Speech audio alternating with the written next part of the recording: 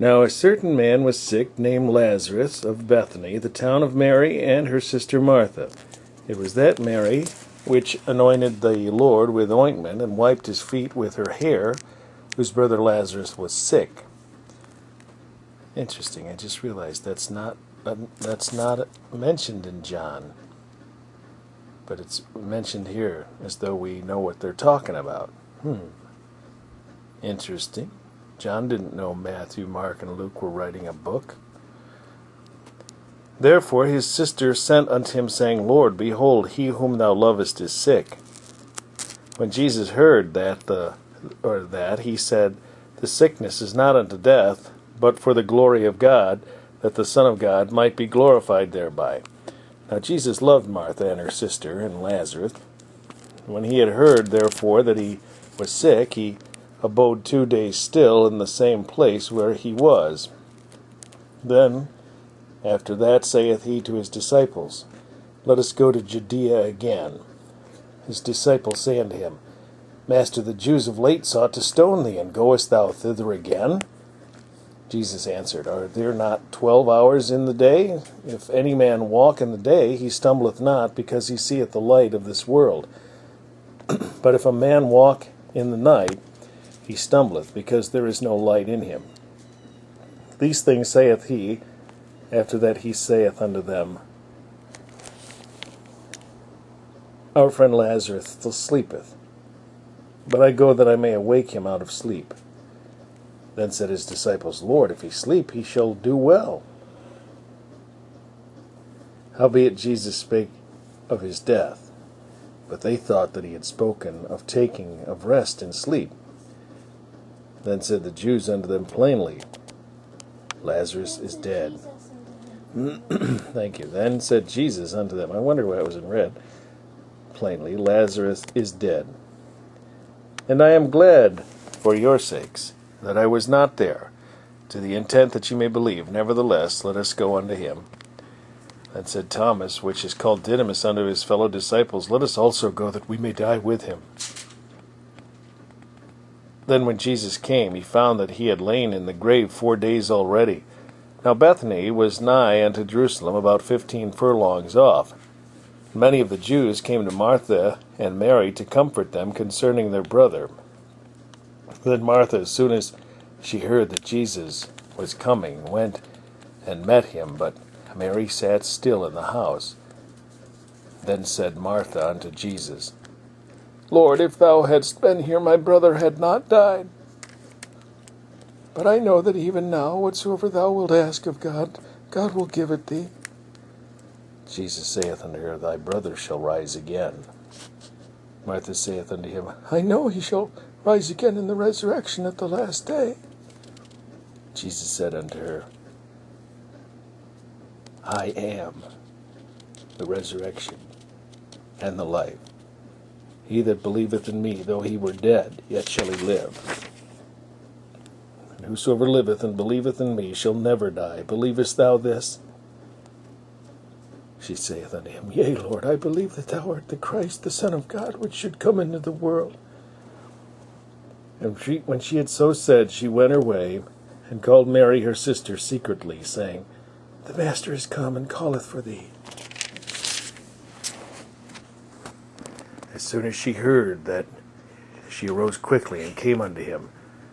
Now Jesus was not yet come into the town, but was in that place where Martha met him. The Jews then, which were with her in the house, and comforted her, when they saw Mary, that she rose up hastily and went out, followed her, saying, She goeth unto the grave to weep there. Then when Mary was come where Jesus was, and saw him, she fell down at his feet, saying unto him, Lord, if thou hadst been here, my brother had not died. When Jesus therefore saw her weeping, and the Jews also weeping which came with her, he groaned in the spirit, and was troubled, and said, Where have ye laid him? They said unto him, Lord, come and see. Jesus wept.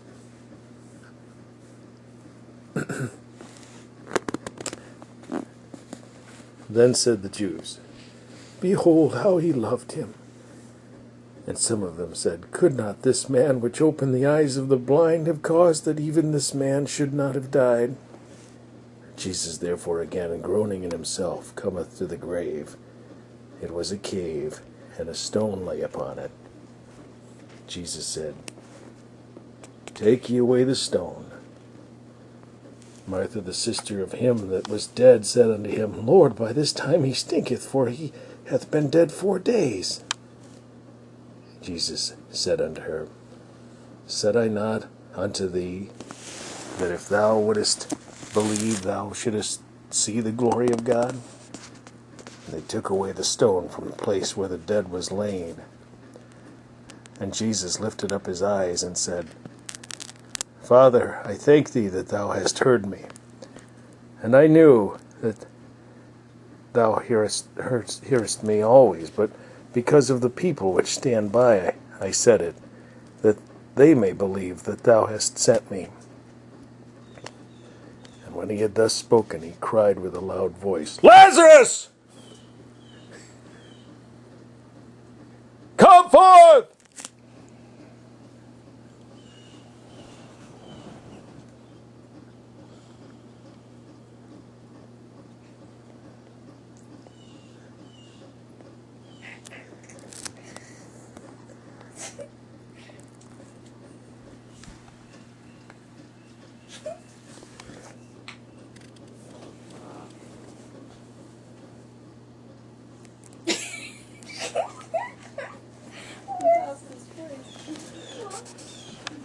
I'm trying to give dramatic pause because I was there, and there's a big long set of stairs that go from where he was up to the top. And the Bible says that Jesus yelled that out, and I think of the dramatic pause that must have occurred after that. Now there probably was some snickering in the crowd.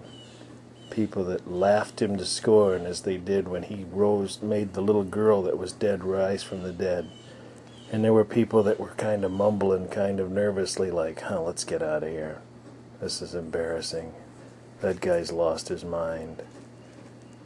And different things that were probably spoken that the Bible doesn't record because they're not needed. Just as people's names who mock God, their names are not written and recorded in the book of life. And after a period of time, it doesn't even say that, but it had to be. I mean, this guy had to come up all those stairs in grave clothes, bound hand and foot. And he that was dead came forth bound hand and foot with grave clothes, and his face was bound about him with a napkin. Jesus saith unto them, Loose him and let him go. Imagine the noise that the people made that stuck around. Then many of the Jews which came to Mary and had seen the things which Jesus did believed on him. But some of them went their ways to the Pharisees and told them what things Jesus had done. Then gathered the chief priests and the Pharisees a council and said, What do we? For this man doeth many miracles. If we let him thus alone, all men will believe on him, and the Romans shall come and take away both our place and the nation, our place and nation. And one of them, named Caiaphas, being the high priest that same year, said unto them, Ye know nothing at all, nor consider that it is expedient for us that one man should die for the people, and that the whole nation perish not. He was prophesying. And this spake he not of himself, but being high priest that year, he prophesied that Jesus should die for that nation. And not for that nation only, but that also he should gather together in one the children of God that were scattered abroad. Then from that day forth they took counsel together for to put him to death. Jesus therefore walked no more openly among the Jews, but went thence unto a country near to the wilderness, into a city called Ephraim, and there continued with his disciples. And the Jews' Passover was nigh at hand, and many went out of the country up to Jerusalem before the Passover to purify themselves. Then sought they for Jesus, and spake amongst themselves. And they stood in the temple. What think ye, that he will not come to the feast? Now both the chief priest and the Pharisees had given commandment that if any man knew where he were, he should show it, that they might take him.